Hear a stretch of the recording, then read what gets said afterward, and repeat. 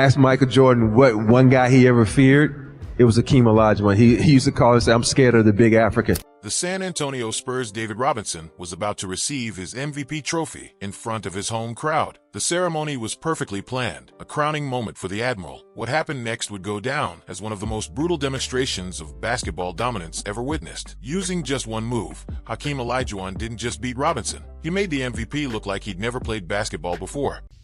Right down to Hakeem. Trying to turn baseline. He threw that up. I'll tell you, Olajuwon has David Robinson just bamboozled. But this wasn't just any ordinary basketball move. This was the Dream Shake, a move so devastating that even when defenders knew it was coming, they were powerless to stop it. NBA legends would later admit they had nightmares about it. Yeah, the Dream was my favorite because personal reasons. And the reason was he was a guy that I couldn't break. Hall of Famers would get embarrassed by it, and to this day, no one has been able to truly replicate it. The story of how this move came to be is almost mythical. While most people think Hakeem developed it on a basketball court, the truth is far more fascinating. The roots of the Dream Shake trace back to soccer fields in Lagos, Nigeria. As a goalkeeper, young Hakeem developed an intuitive sense of faking out opponents. He learned to read body movement, to understand weight distribution, to feel the subtle shifts that telegraph human motion. This wasn't just footwork, this was a study in human psychology. But here's where it gets interesting. Recently revealed practice footage from his early Houston Rockets days shows something shocking. The Dream Shake wasn't one move, it was a system of movements, each building upon the other. Former teammates have started sharing stories about watching Hakeem practice variations that never saw the light of day in actual games. The move we all knew was just the tip of the iceberg. Think about this. In the mid-90s, NBA centers were the most athletic they'd ever been. These were physical specimens trained from childhood to defend the post. Yet against Hakeem's Dream Shake, they looked like they were playing basketball for the first time. The move was so effective that coaches would show their centers game film of it, and they still couldn't stop it. It was like telling someone the magician's secret and watching them fall for the trick anyway. Former Rockets trainer John Lucas recently revealed something fascinating. During practice sessions, they would sometimes have defenders try to guard Hakeem while wearing blindfolds. Surprisingly, these defenders often did better than those who could see, because they weren't falling for the devastating fakes. The move wasn't just physical, it was psychological warfare. The base movement seemed simple enough. A shoulder fake one way, a pivot back the other, leading into a jumper or a power move to the basket. But that description is like saying a Picasso is just paint on canvas. The genius was in the details. Hakeem could launch into the Dream Shake from any spot on the floor, at any moment, with countless variations. It was like trying to defend a living algorithm. There were too many possibilities to compute. Patrick Ewing, one of the greatest defensive centers ever, once shared a revealing story. During the 1994 finals, the Knicks coaching staff spent an entire practice session just preparing for the Dream Shake. They had assistant coaches demonstrate it, ran drills against it, even had players practice specific counters. The result? Hakeem still dominated, because what they were practicing against wasn't even close to the real thing. But perhaps the most infamous victim was David Robinson. Back to that MVP ceremony. What followed was basketball brutality at its finest. Hakeem didn't just score on Robinson.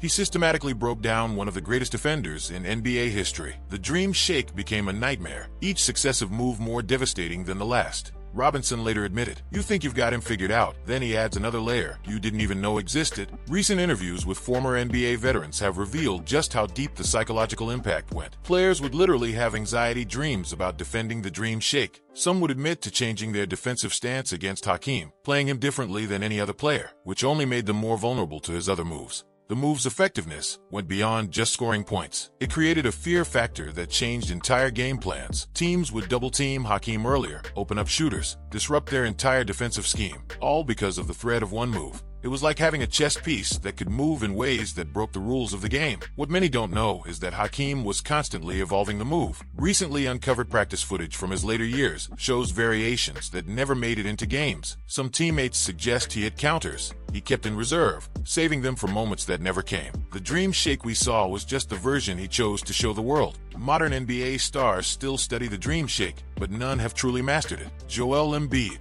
perhaps the closest in terms of footwork, spent summers working with Hakeem to learn it. Yet even he admits there's something missing, a subtle magic that can't be taught. It's like trying to learn a language where half the alphabet is kept secret. The impact on modern basketball goes deeper than most realize. The Dream Shake proved that in a game increasingly dominated by power and athleticism, finesse and skill could still reign supreme. It showed that basketball wasn't just about who was bigger, stronger, or faster. It was about who could master the subtleties of movement and deception. New stories keep emerging about the move's development.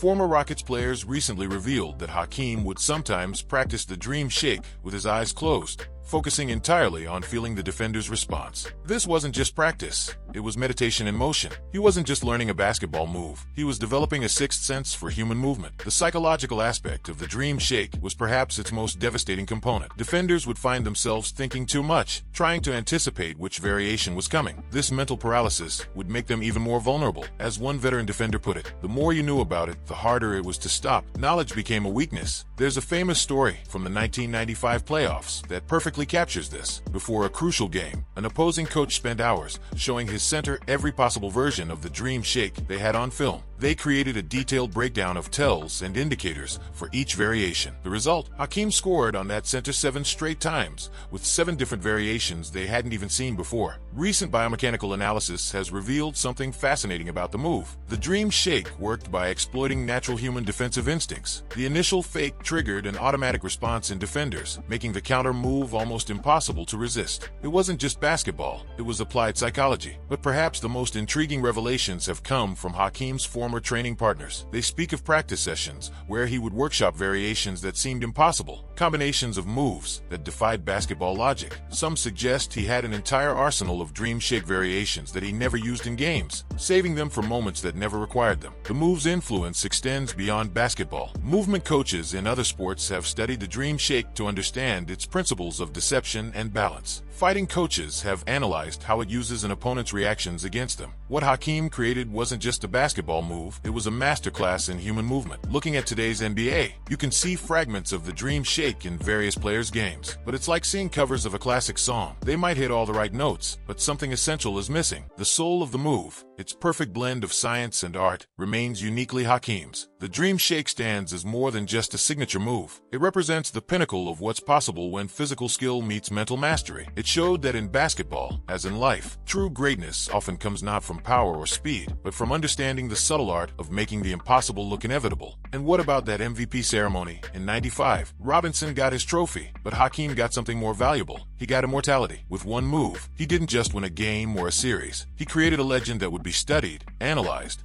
and revered for generations to come. In the end, the dream shake wasn't just a basketball move. It was proof that sometimes the most devastating weapon isn't the one that can't be stopped, but the one that can't be understood. Even now, decades later, players still watch those old videos, trying to unlock its secrets, proving that true greatness never goes out of style.